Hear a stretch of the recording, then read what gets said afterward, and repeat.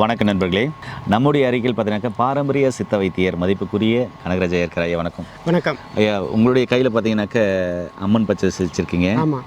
இந்த அம்மன் பச்சரிசியை பார்த்தீங்கன்னாக்கா நிறைய மருத்துவ குணங்களுக்கு பயன்படுத்திட்டு வராங்க. நிச்சயமா. அதே மாதிரி குழந்தைகளுக்கு தாய்ப்பால் இல்லை அப்படின்றவங்களுக்கு இந்த அம்மன் பச்சரிசி அரைச்சி கொடுப்பாங்க, தாய்ப்பால் ஊறும்.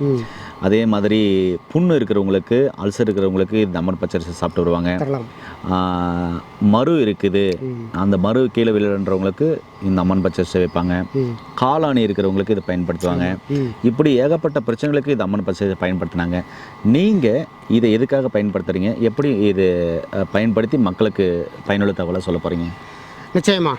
இது அம்மா பச்சரிசியில் பார்த்தீங்கன்னா இது வந்து தண்டு பார்த்தீங்கன்னா பச்சை கலரில் ஒன்று இருக்குது, அதுவே மெரூன் கலரில் ஒன்று வரும், முழுமையாகவே மெரூன் கலரில் இருக்கும்.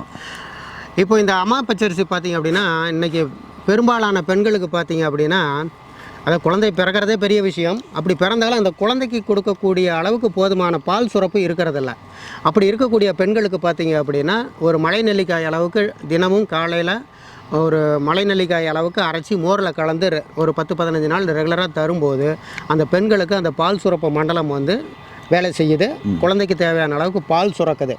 அடுத்து பார்த்திங்க அப்படின்னா நான் யாருக்கு எந்த விதமான ஆண்மை சம்மந்தப்பட்ட மருந்து கொடுத்தாலும் சூரணங்கள் அதில் வந்து பார்த்திங்கன்னா இந்த அம்மான் பச்சரிசி பொடி கண்டிப்பாக சேர்த்துவேன். சூப்பர். நரம்பு மண்டலங்களை பலப்படுத்துது. இதில் நிறைய வந்து ஆண்மை விருத்திக்கான சத்துக்கள் அடங்கி இருக்கு. அது மாதிரி ஒரு சிறப்பான மூலிகை இது.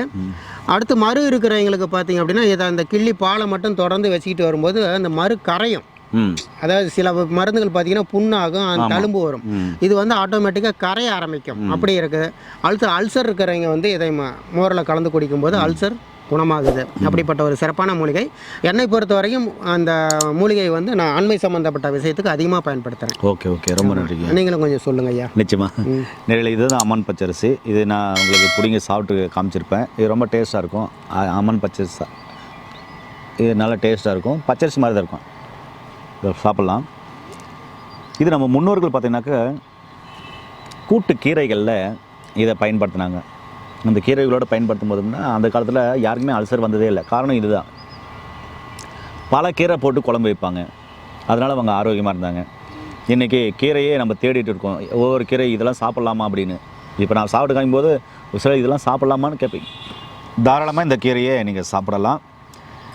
இதோடு சேர்த்து பார்த்தீங்கன்னாக்கா புதிய தகவல் என்னென்னா 9 வகையான பைல்ஸ், நவ மூலங்கள் சொல்லுவாங்களே, வெளி மூலம், உள் மூலம், பௌத்திரம், ஃபிஸ்டுலா, இரத்த மூலம், சீல் மூலம், வெடிப்பு மூலம், எல்லா வகையான மூலத்தையும் குணப்படுத்தக்கூடியது. 15 நாளில் குணப்படுத்தும். எப்படி அப்படின்னா இதை காலை மாலை வெறும் வயிற்றில் ஒரு நெல்லிக்காய், காட்டு நெல்லிக்காய் பெருசு, இதாவது பெருசாக இருந்தாலும் பரவாயில்ல, ஒன்றும் செஞ்சிடாது.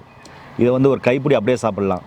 இதை அரைச்சி மோரில் கலந்து 2 வேளையும் குடிக்கணும், இல்லை 3 வேளையும் குடிக்கலாம்.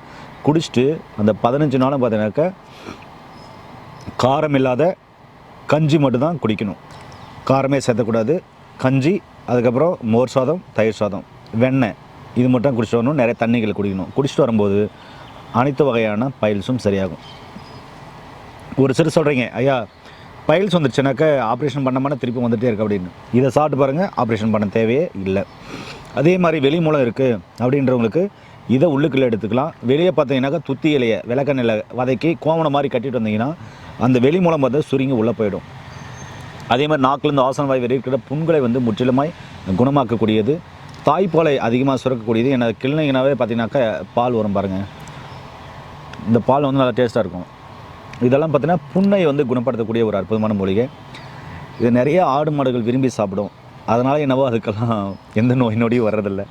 நீங்கள் கண்டிப்பாக வாங்கி சாப்பிடுங்க. இல்லைனா இது நாட்டு மருந்துகளில் கண்டிப்பாக உங்களுக்கு கிடைக்கும். பொடியாக வாங்கி சாப்பிடுங்க.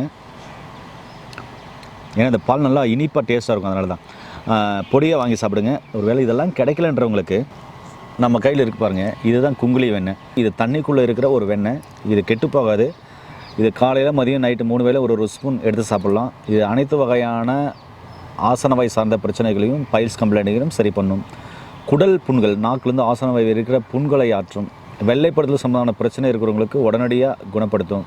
அதே மாதிரி பார்த்தீங்கன்னாக்கா ஆண் பெண் இருப்பவர்களுக்கும் இந்த சொட்டு யூரின் போகுதுன்னு சொல்லுவாங்களா, அதை உடனே குணப்படுத்தும். உடல் சூடை தணிக்கும். எனக்கு அப்படியே நெருப்பு மாதிரி உடல் கொதிக்குதுன்றாங்களா, அதெல்லாம் உடனே குணப்படுத்தக்கூடிய ஒரு அற்புதமான மூலிகை பார்த்திங்கன்னா இந்த குங்குலி வெண்ணெய். இது நாட்டு மருந்துகளில் கிடைக்கும். இல்லைனா பார்த்திங்கனாக்கா சித்த மருத்துவ ஆலோசனைப்படி அவர்கிட்ட கிடைக்கும். நீங்கள் வாங்கி இந்த காம்பினேஷன் சாப்பிடும்போது உங்களுக்கு அனைத்து வகையான புண்கள், ரணங்கள், அதாவது வயிற்றில் இருக்கிற புண்கள், குடலில் இருக்கிற புண்கள், வாயில் இருக்கிற புண்கள், தொண்டையில் இருக்கிற புண்கள், ஆசன வயிறு இருக்கிற புண்கள் ஆறும். அதே மாதிரி அனைத்து வகையான சூடும் குறையும். இப்படிப்பட்ட ஒரு அற்புதமான மூலிகை தகவலை கொடுத்த கனகராஜாவுக்கு நாங்கள் நன்றி சொல்ல கடன்பட்டிருக்கோம். நன்றிங்கய்யா. நேயர்களே, மீண்டும் இன்னொரு அருமையான பதிவில் உங்களை அனைவரும் சந்திக்கும் வரை உங்களிருந்து விடைபெறுவது உங்கள் குடும்பத்தில் ஒருவனாக உங்கள் அன்பு சோன் ஹரிதாஸ். நன்றி, வணக்கம். வணக்கம் ஐயா. வணக்கம்.